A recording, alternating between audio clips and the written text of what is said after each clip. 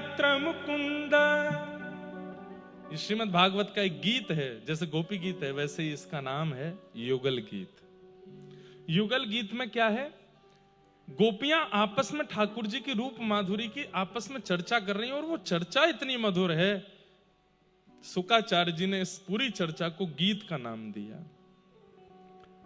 बंधुओं, ठाकुर जी 3 प्रकार से वेणु रव करते हैं, मुरली, वंशी और वेणु, 3 हैं एक ही, पर उनका बजाने का, उनको धारण करने का तरीका सबके लिए अलग अलग है। समझिएगा बात को बहुत ध्यान से, इधर देखिए। मुरली, वंशी और वेणु। मुरली ठाकुर जी बजाते हैं तो दोनों जो हाथ हैं ठाकुर जी के वो अधर से नीचे रहते हैं और वंशी ऐसे लेटी रहती है। ये ठाकुर जी का मुरली वादन है। बिल्कुल अधर के ही बगल में दोनों जब भुजा आ जाती हैं, ये ठाकुर जी का वंशी वादन है। और जहां ठाकुर जी का मुखमंडल बाम दिशा में ऐसे झुक जाए और दोनों हस्तकमल ऊपर आ जाएं और वेणु यहां अधर पर हो, इस प्रकार से हो, तो समझो वो वेणु वादन है।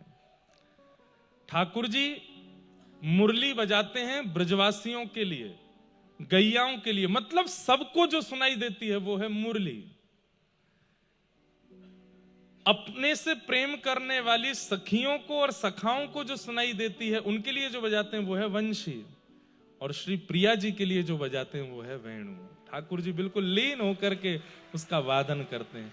आपने अनेक दर्शन किए होंगे, ठाकुर जी के ऐसे दर्शन किए होंगे, ऐसे दर्शन किए होंगे, पर ऐसे दर्शन आपको बहुत कम मिलेंगे जहां ठाकुर जी का मुखमंडल किशोरी जी की तरफ झुका हो। ये बाम भाग किशोरी जी का है और यहां की तरफ ठाकुर जी झुके हैं, दोनों हस्तकमल ऊपर हैं। वेणु रव, वेणु रव सबको सुनाई नहीं देता, उसका अधिकार किशोरी जी जिसको प्रदान करती हैं उसी को सुनाई देता है।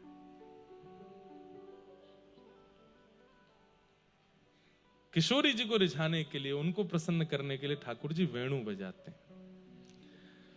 तो बाम बाहु कृत बाम कपोलो, अब सुनिएगा अर्थ।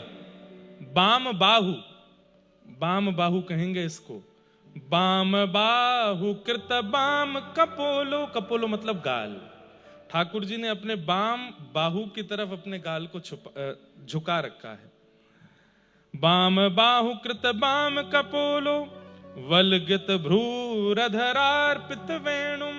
ठाकुर जी ऐसे हैं और वेणु बजा रहे हैं। कोमलांग